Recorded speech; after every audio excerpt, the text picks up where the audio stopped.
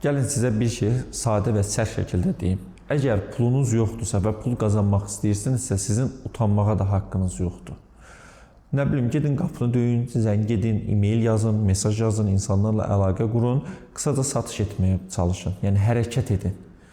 Bu, keçən əsrdə özünü Amerikada daha çox büruzə verirdi. İnsanlar qapı-qapı gəzib satış etməyə çalışırdılar. Bu, istər sığorta şirkətləri olsun, filmlərdə yəqin ki görmüsünüz.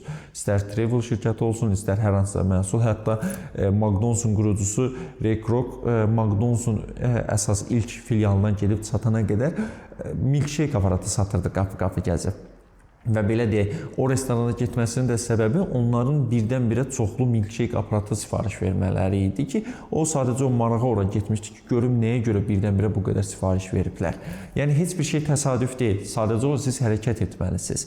Ona görə pulum yoxdur, iş yoxdur, bunları bəhanə etməyə əvəzinə sizin etməli olduğunuz çox sadədir. Satış etməyə öyrənin, özünüzü inkişaf elətdirin və durmadan çalışın. Bu qədər sadə.